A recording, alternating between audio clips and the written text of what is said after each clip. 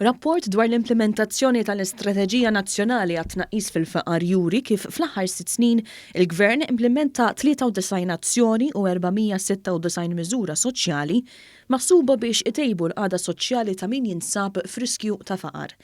L-istess rapport juri wkoll kif it-tħul disponibbli għal familji żdied b'5,000 euro u mill-2013 l-hawn kien hawn 5,000 persuna anqas f'riskju ta' faqar.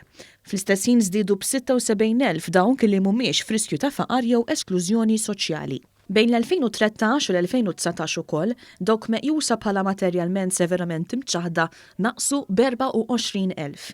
Is-Segretarju Permanenti fil-Ministeru għall-Ġustizzja Soċjali Mark Musu qal ukoll li kien hemm tnaqqis ta' 6,000 tifel u tifla jew 9.4% illi kienu fi riskju ta' faqar jew esklużjoni soċjali u tfal illi mhumiex f'riskju ta' faqar jew esklużjoni soċjali żdiedu bi 11,000.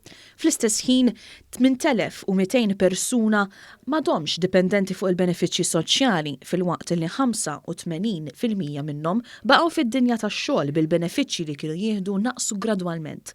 Il-Ministru Michael Falzon fakkar ukoll illi fil-budget tal-2021 hemm miżuri li jindirizzaw propju dan b'ħażieda konsekuttiva fil-pensjonijiet, il-benefiċċju ta' supplement ta' 150 euro addizzjonali fis-sena u il-faċilità ta' carer full-time.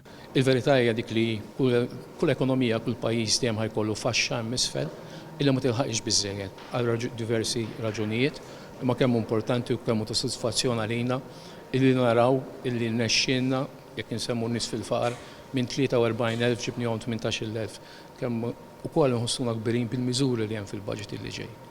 Mhux biss id-Dipartiment jismu hekk imma l-Gvern kollu jemmen fil-ġustizzja soċjali u fis-solidarjetà soċjali.